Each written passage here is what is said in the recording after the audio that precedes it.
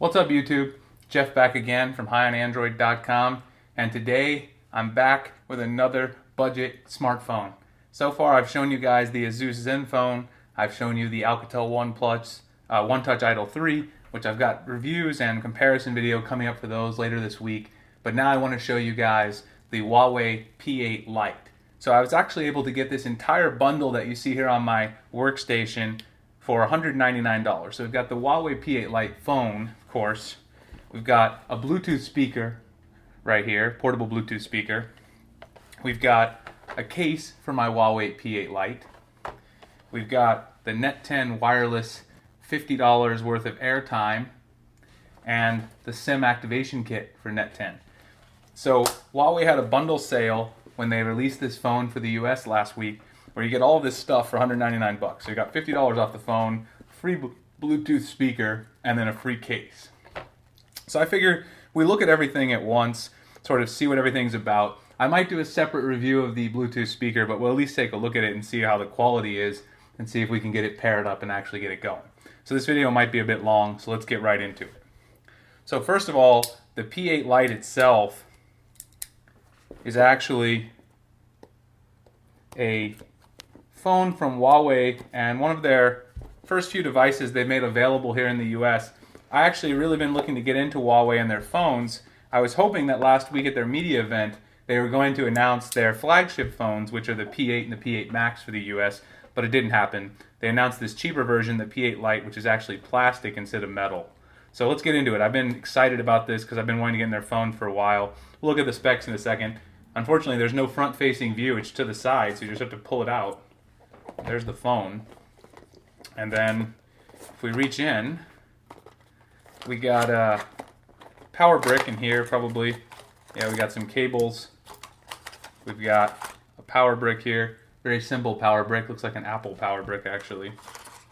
We've got a SIM tool. I got about 1 million of these, so alright. But let's throw that out of the way. And then over here on the other side, there's another little folder. I'm assuming this is some documentation for the P8 Lite. So some thank you documentation for purchasing the phone, safety information and warranty card, and a quick start guide, none of which we care about at all on this channel because we don't need a quick start guide. We've unboxed enough phones. So the cables are pretty standard. Again, I have too many, so I'll put them to the side. Try to deal with that later. So put the SIM tool to the side for now as well. So let's actually go ahead and take a look at the phone. So the phone itself, you can see here it's got some plastic on it. Let's go ahead and remove the plastic on the back. It tells us the battery cover is not removable, and it also tells us here that here we have a dual SIM. So that tells you have a dual SIM slot on this phone. Let's see, is there any plastic on the front? It looks like it. So let's also get the plastic off the front. Now this is a 720p phone, so let me show you guys a few of the specs. They got them on the back. So here you have Android, LTE, 4G smartphone, 1.5 gigahertz. It's a dual SIM.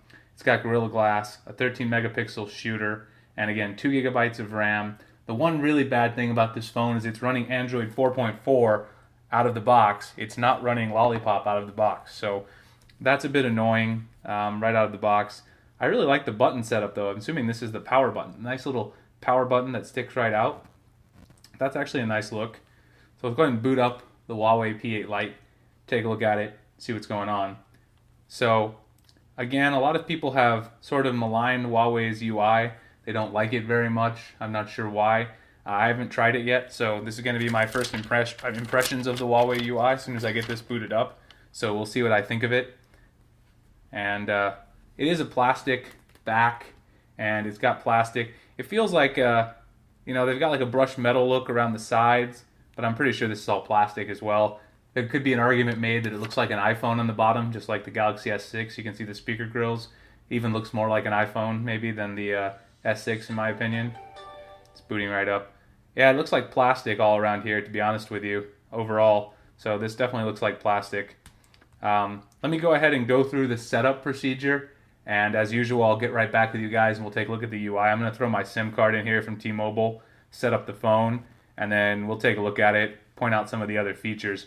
But it is a plastic build, but it really does look nice. It looks very similar to their actual flagships, which are made of metal. So the gold around the sides and the white everywhere else. So I'm going to go ahead and throw the SIM card in here, and I'll be back. We'll take a look at the UI, see what's going on with this phone, see what we think about it. Alright, so we're back. I went ahead and put in my information as usual, and you can see here we've got the Huawei P8 Lite booted up and taking a look at it. You can see here Google started restoring some of my apps. I tried to ask it not to restore, but it went ahead and started doing anyway, so I put it on airplane mode. You can see here you got this colorful interface on Huawei. I think this is using a backup from my old Note 4 because it's got one of my old Note 4 screens, it's got the Mont Blanc ink screen in the back. I don't think that's the default wallpaper. The default wallpaper is the one that's on the lock screen here. You can see with the feather there. So Huawei has been criticized by some people in the Android community by having this interface that's not really commensurate with stock Android. If you're a stock Android purist, they do some weird things. You get the quick settings comes all the way down. The notifications look quite a bit different in the notifications bar. And then the other thing that you have is no app drawer. So if you're an Android purist like me, that part might bother you. You got your apps here, you can close them, but you can get rid of your apps. But you don't have an app drawer if you tap the home button. You got a back button, one that'll take you home. But otherwise, you've got this very iOS sort of iPhone-esque approach to apps, which is a little annoying. So you can already see here, I've got Nova Launcher installed, and it's highly possible that I might use Nova Launcher to actually try to get around that problem, because I don't know if I can handle that. We'll see how it goes.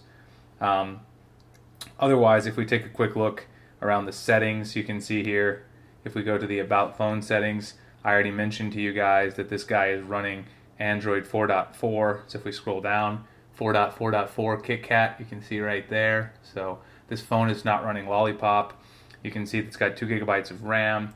You do have 16 gigabytes of storage, but you have available 10.27 gigabytes available out of the box. So you can see 10.27 gigabytes. So that's not that much onboard storage, but again, this phone's $249 retail. I got this whole bundle for $199, so not too bad. Overall, the phone feels very fluid. Of course, there's no way to say for sure until I actually start going through, loading up all my apps and trying to use this as a daily driver. But, their approach to settings is a little weird. And again, definitely not having the app drawer is strange. So a lot of people have criticized their UI for that. But I think I want to take a look at it and try it and see if I can get used to it. But I don't like the way the iPhone does apps, so that might annoy me a little bit. Again, we didn't take a full tour of the phone. You got speakers on the bottom, which is nice. They're not on the back. And you got the nice Huawei logo there. The camera is 13 megapixels. You got your headphone jack on the top on this phone. I actually really do like the power button, the volume rocker. They're nice and raised up so you can actually fill them. You got a slot here for micro SD, so you can expand your storage. It's actually dual SIM / micro SD. So I put my T-Mobile SIM in the bottom there. I'll check and make sure I can get good LTE service, but this was released in the US specifically for that. And I want to go ahead and put the case on there. This is the case that came with it for free. I got it in the khaki color. So let me open it up and slide it on there and just see what it's about. I don't want to do a separate video because, again, for these budget phones, there aren't even a lot of case options. So I'm just going to rip into this one. We're going to go beast mode, Flossie Carter style. So there we go. Pop it out. There it is. Throw that to the side. So here's the case. It's got the khaki color there. It's a really cheap case. I mean, I got it for free essentially with the bundle, so I can't complain. But it's made of has kind of a, I don't know, like a chemical smell to it. It's a polycarbonate material. It's not TPU. It kind of feels like cardboard, to be honest with you. I don't love it. I might look for some third-party options. So if I buy a third-party case or I get one from somewhere, I'll let you guys know. So let's slap it on. It goes on the phone really easily, but it's not going to offer very much protection. To be honest, the only reason to have this case is if you don't want to sit your phone on its back without any protection on a desk or somewhere at work. There's really no other reason to have this case because it doesn't offer much protection. It slides off and on the phone. The power button and the volume buttons are still exposed. So is the bottom of the phone and the top. So it's not going to offer you that much protection overall, but it's a nice little case. So this video is actually getting a bit long. I don't want to have a 15 to 20 minute video on this phone. I want people to be able to check it out if they want. So what I'm going to do is the Bluetooth speaker. I'll actually do the separate video for the Huawei Bluetooth speaker, this blue one that I got in the bundle. but it's a pretty nice looking speaker overall from what I've seen.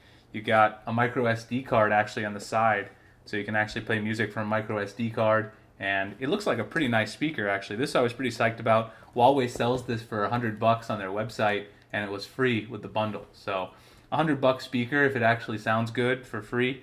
You know, I essentially got the phone for, you know, $100 in my opinion, because I'm always looking to get some new Bluetooth speakers. I need to step up my Bluetooth speaker game because Flossie Carter, my good friend, he's dominating me in the Bluetooth speaker game. So I'm gonna start getting more Bluetooth speaker reviews going on this channel. I promise you guys that. I want to get some more Bluetooth speakers. I've only got a couple right now. So anyway, that's the first look at the Huawei P8 Lite. It's a nice phone. I actually like the feel in the hand. I actually do like the buttons, and I like the overall build. Even though it's plastic, it feels good for a cheaper phone. I actually like the way it feels better than the Idol 3 or the Zenfone 2 from Asus. So of course I'll have a review of this coming up after I've used it for a while. Alright guys, well thanks for checking out my unboxing of the Huawei P8 Lite. I'll have lots of great more Android content, giveaways, and other great tech goodness coming up. So please subscribe to the channel if you like the content. Give me the thumbs up. If there's something I can improve, let me know down in the comments. And I'll see you guys in the next video. Thanks for checking it out.